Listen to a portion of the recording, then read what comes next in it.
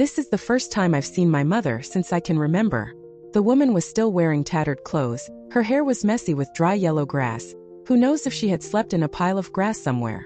Mother didn't dare to enter the house, but her face was turned towards my home, sitting on a rock next to the rice field in front of the village, holding a dirty balloon in her hand. 23 years ago, a young girl wandered into our village with messy hair, smiling at everyone, and not being shy about urinating in front of people. The women in the village would often spit on the girl as they passed by, and some even ran up to her, stamping their feet and chasing her away. However, the girl didn't leave, she just kept smiling foolishly and wandering around the village. At that time, my father was 35 years old. He had lost his left arm in a rock quarry accident, and our family was too poor to afford a wife. My grandmother saw that the girl was pretty, so she decided to bring her home for my father to marry, with the intention of kicking her out once she had given birth to a child for our family. My father, although reluctant, had to accept the situation due to our family's circumstances. As a result, my father didn't have to spend any money, and he became a groom. When my mother gave birth to me, my grandmother held me and with a mouthful of missing teeth, happily said, "This crazy mother has given me a child to carry on the family line." However, after giving birth to me, my grandmother took me away and never let my mother near me. My mother just wanted to hold me, and many times she stood in front of my grandmother, using all her strength to cry out, "Give me my child." My grandmother ignored her, saying that I was still a fragile baby, and who knows what my mother, being crazy, might do to me. Every time my mother begged to hold me, my grandmother would scold her, saying, "You'd better not think about holding the child, I'll never give it to you. I know you, if you hold the child, I'll beat you to death. Even if I don't beat you to death, I'll still chase you away." My grandmother said this with a determined and resolute tone. My mother understood, and her face showed extreme fear. After that, she only dared to stand far away and look at me. Even though my mother's breasts were full of milk, I never got to drink any. My grandmother fed me spoon by spoon, raising me until I was big. She said that breast milk contains a nervous system disease. If it infects me, it will be troublesome. At that time, my family was still struggling in the mud of poverty. Especially after my mother and I were added, the family often had to go hungry. My grandmother decided to drive my mother away, because my mother not only sat at home eating, but also occasionally caused trouble. One day, my grandmother cooked a large pot of rice, personally scooped a full bowl of rice and handed it to my mother, saying, "Daughter-in-law, our family is very poor now. You have wronged your sister. Eat this bowl of rice and then go find a richer family to live with and don't come back here again, do you hear?" My mother took a big bite of rice into her mouth, and when she heard my grandmother's order to leave, she showed surprise, and the rice stayed in her mouth. My mother looked at me lying in my grandmother's arms, stuttering and crying out in grievance, Don't. My grandmother's face turned stern, and with the dignified tone of a family leader, she scolded, "You foolish daughter-in-law, what are you being stubborn about? Being stubborn will only bring bad luck. You've been wandering around, I've tolerated you for 2 years, what more do you want? Eat up that bowl of rice and leave, did you hear?" After saying that, my grandmother took out a shovel from behind the door and slammed it heavily on the ground, like Du Tai-jun holding a dragon-head stick. With a loud noise, my mother was so scared that she trembled, and she looked at my grandmother with fear, then slowly looked down at the bowl of rice in front of her, with tears falling on the white rice. Under my grandmother's watchful eyes, my mother suddenly made a strange movement, dividing the rice in the bowl into 2 parts, one larger than the other, and then looked at my grandmother with a pitiful expression. My grandmother sat in a daze. It turned out that my mother wanted to tell her that she would only eat half a bowl of rice each meal, just hoping that my grandmother wouldn't drive her away. My grandmother's heart felt like it had been twisted. My grandmother was also a woman, her toughness was just a facade. My grandmother turned her head away, swallowed her hot tears, and then turned back with a stern face saying, eat quickly, and then leave. Staying in this house, you'll just starve to death anyway." My mother seemed to have lost all hope, and even the half bowl of rice for the child was not eaten. She slowly walked out of the door, but stood at the doorstep for a long time without leaving. My grandmother forced herself to drive my mother away. Go, don't look back. Under this sky, there are still many rich people." My mother turned around, stretched out a hand towards her mother, and it turned out that my mother wanted to hug me for a bit. My grandmother hesitated for a moment, then handed me over to my mother, wrapped in a diaper. For the first time, my mother was allowed to hold me in her arms, her lips curled up in a smile, smiling happily and radiantly. Meanwhile, my grandmother was like meeting an enemy, her 2 hands ready to catch me under my body, afraid that my mother would have a fit of madness and throw me away like trash. My mother had only held me for less than 3 minutes when my grandmother couldn't wait any longer, snatched me back, and went into the house to lock the door tightly. When I began to understand a little, I realized that, apart from me, all the children who played with me had mothers. I looked for my father and my grandmother, and they all said that my mother was dead. But the kids in the same village all told me, "Your mother is a madwoman, and she was driven away by your grandmother." I begged my grandmother, demanding that she return my mother to me, and even scolded her as a wolf-like grandmother, and at times I would flip over the food she brought me. I didn't know what mad meant back then. I just felt that I missed my mother terribly, and I wondered what she looked like. Mother is still alive. Unexpectedly, when I was 6 years old, my mother returned after 5 years of wandering. That day, a few of my friends ran to me like they were flying, saying, "Thursday, hurry up and go see, your mother is back, your mad mother is back." I was overjoyed, my buttocks lifted high, and I quickly ran outside, with my grandmother and father following me. This was the first time I saw my mother since I could remember. The woman was still wearing tattered clothes, her hair was messy with dry, yellow grass, and it was unclear which pile of grass she had slept in the night before.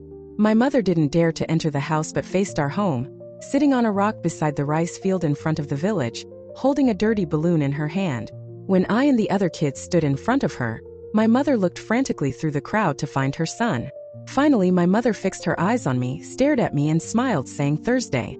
Ball ball." Mother gets up, constantly holding up the balloon in her hand, shoving it at me with a flattering expression. I constantly back away. I'm extremely disappointed. Never thought the mother I day and night miss would be like this. A kid standing next to me shouts, "Fool, do you know what a lunatic is now? That's your mother." I angrily replied to him, "She's your mother. Your mother is the lunatic, your mother is like this." I turn my head and run away. I don't care about this crazy mother of mine. Grandma and father take mother home. That year, grandma drove mother away, her conscience was questioned heavily, she became older, her heart was no longer made of steel, so she took the initiative to bring mother back, but I was resentful because mother had made me lose face. I never smiled at mother, never initiated a conversation with her, and never called her mother. When I had to communicate with her, I mostly shouted, mother never dared to speak. The family couldn't afford to not have mother work, so grandma decided to train her to do chores. When going to work in the fields, grandma took mother to observe and learn, warning her that if she didn't listen, she would be beaten. After a while, grandma thought mother had been taught relatively well, so she let mother go cut pig grass on her own. Unexpectedly, mother finished cutting 2 bundles of pig grass in just half an hour. Grandma was shocked and frightened when she saw it. The grass mother cut was the rice that had just grown ears in someone else's field. Grandma was both scared and angry, scolding, "You crazy child, can't even tell the difference between rice and grass." Before grandma could figure out what to do, the owner of the field that was cut came over, scolding her for intentionally teaching her daughter-in-law to cause trouble. Grandma's anger was burning. In front of everyone, she took a stick and hit mother's back, scolding, "Beat this crazy child to death, get out of here." Mother, although crazy, still felt pain. She jumped and ran away from the stick, her mouth uttering fearful stuttering sounds. Don't. Later, the other family also felt annoyed, and took the initiative to say, "Forget it, we won't ask for compensation anymore. Later, just hold her tight and it will be fine." After the storm passed, my mother, who was on the ground, sobbed uncontrollably. I scorned her, saying, "You can't even tell grass from wheat. You're really stupid." As soon as I finished speaking, I was slapped on the back of the head. It was my grandmother who glared at me and said, "You fool, what are you talking about? Are you still like this? That's your mother." I struggled and pouted. "I don't have a mother like this who's crazy." "Ah, you're getting more and more deceitful. Let's see if he'll hit you or not." My grandmother raised her hand again, and at this moment my mother suddenly jumped up from the ground, stood between my grandmother and me, and pointed to her own head, crying out, "Hit me, hit me." I understood my mother was telling my grandmother to hit her, not me. My grandmother's hand, which was raised in the air, fell back down and she muttered, "This crazy child, she still knows how to love her son." I was in the 1st grade and my father got a job as a fish farmer in a village, earning 50 yuan per month. My mother continued to work in the fields under my grandmother's guidance, mainly cutting grass for the pigs, and she no longer caused any big trouble. I remember one cold and rainy day in the winter when I was in the 3rd grade. The sky suddenly poured down rain, and my grandmother told my mother to bring me an umbrella. Perhaps on the way to school, my mother had fallen several times, and her whole body was covered in mud, looking like a dirty monkey. She stood outside the classroom window, looking at me with a silly smile and called out to me, "Son." There were several of my classmates who laughed, and I felt like I was sitting on pins and needles, resenting my mother terribly, hating her for being so unreasonable, hating her for embarrassing me, and even more hating Hui, who was leading the teasing. While he was still imitating my mother, I grabbed a pencil case from my desk and hit him hard, but he dodged it.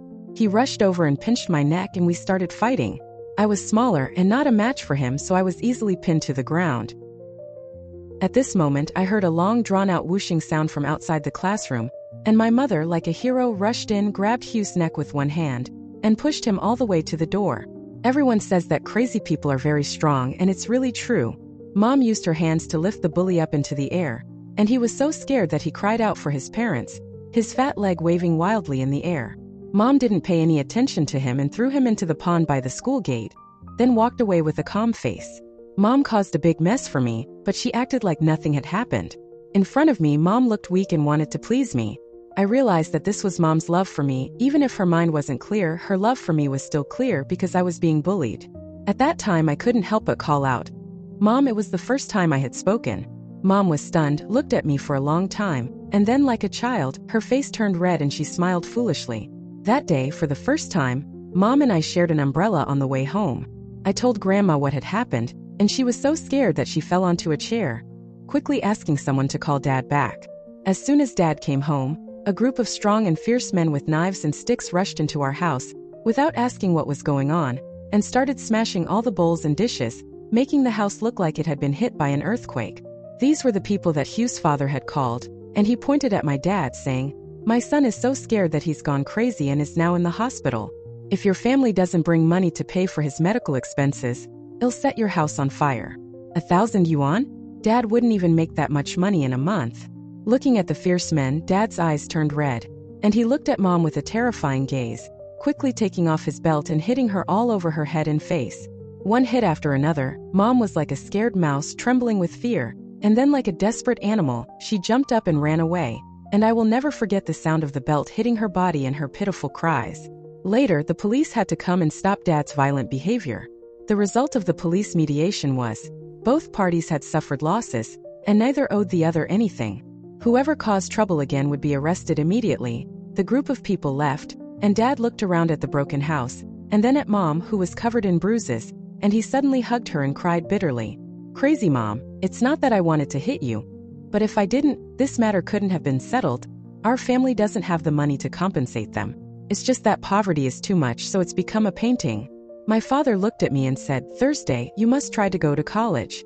Otherwise, our family will be bullied by others all our lives, okay?" I nodded. I understood. That summer, I passed the exam to enter high school with excellent results. My grandmother, who had worked hard all her life, had passed away, and our family situation became even more difficult. The Civil Affairs Bureau of the NT Autonomous Region classified my family as extremely poor and sent us subsidies every month. The school I attended also reduced my tuition fees, which allowed me to continue studying. Because I was a boarding student, I had a lot of homework, so I rarely went home. My father still worked as a laborer for a meager monthly wage, and the burden of supporting me fell on my mother, who had no one to replace her. Every time my aunt from next door helped cook and finish the food, she would give it to my mother to take away. 20 kilometers of winding mountain roads made my mother exhausted, but she still had to remember the way, and even in the snow and wind, she would still go. And it's a miracle, no matter what she did for me, my mother never complained. Aside from the love between a mother and child, I have no other explanation. Medical science should also explore and explain this phenomenon. One Sunday, my mother came again, and not only did she bring food for me, but she also brought more than a dozen wild peaches. I took one, bit into it, and asked my mother with a smile, "It's so sweet, where did you get it from?" My mother said, "I picked them." I didn't know my mother could also pick wild peaches, and I sincerely praised her. "Mother, you're getting more and more talented." My mother smiled. Before my mother left, I reminded her as usual to be careful and safe, and she replied with a gentle "Ahu." After seeing my mother off, I was busy reviewing for the upcoming final exam. The next day, while I was in class, my aunt rushed to the school and asked the teacher to call me out. Aunt asked me, "Did my mother come to deliver food?" I said she did. "She went back home yesterday." Aunt said, "No, your mother hasn't gone home yet." My heart skipped a beat. I thought maybe my mother got lost on the way. This path my mother has been taking for 3 years, she probably can't get lost. Aunt asked, "Did your mother say anything?" I said no, my mother just gave me 10 fresh peaches. Aunt clapped her hands. Oh no, it's all over, it's probably because of those wild peaches. Aunt told me to take a day off from school.